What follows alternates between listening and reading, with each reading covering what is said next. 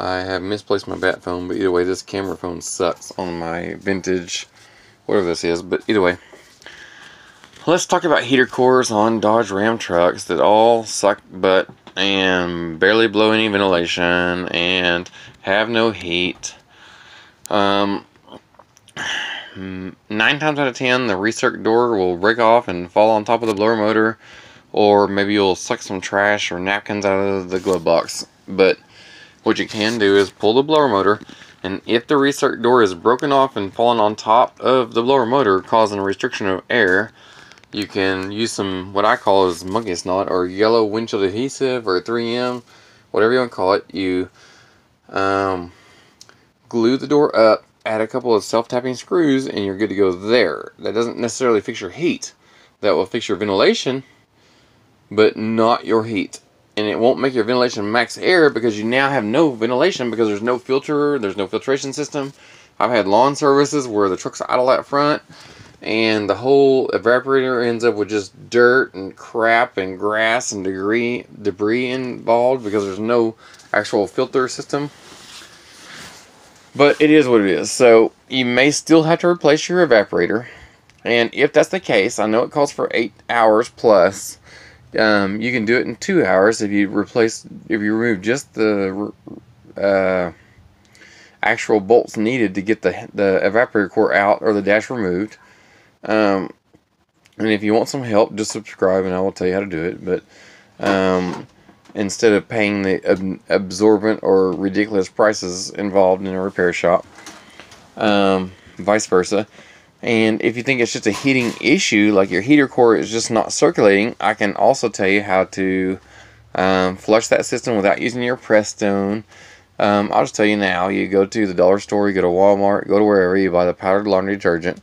You drain the radiator out, you add at least 3 cups, not 3, whatever, tablespoons, whatever. You need to add 3 cups of the powdered detergent in your radiator, along with water to top it off until it's full so you do not overheat. And if you have a bleeder system, you need to bleed it.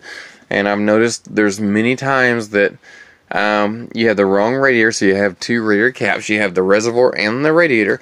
You need to remove the radiator cap, not the reservoir cap, or you will have an air pocket.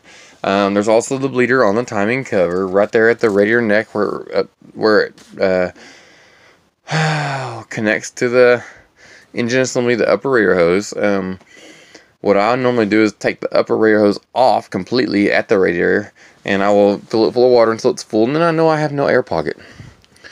But either way, you need to add the powdered laundry detergent.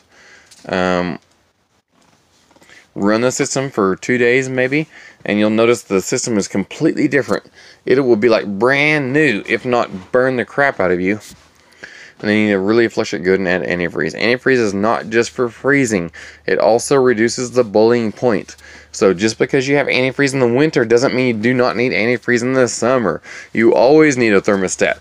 People tell you to pull the thermostat because you have an overheating issue. They're fucking idiots. No, they're freaking idiots. The reason you remove a thermostat is because you don't know what you're doing and you're not actually repairing an issue. The thermostat regulates the temperature through the whole motor and the cooling system. So if you think you have a thermostat issue, which I've seen them stuck and whatever, and it causes an overheating issue, you need to replace it. You don't need to remove it and throw it on the ground and add silicone and put it back together. You need to put a new thermostat. If you put a new thermostat and you still have another issue, you have another issue. It's not your thermostat. It could be still your thermostat if you buy some cheapy, but it is what it is. So a thermostat regulates the heat in the summer and the winter. Antifreeze regulates the coolant temperature in the winter and the summer, not just the winter. It doesn't just prevent freezing. It also reduces the boiling temperature. So if you want to repair your truck or car or whatever correctly, just give me a buzz.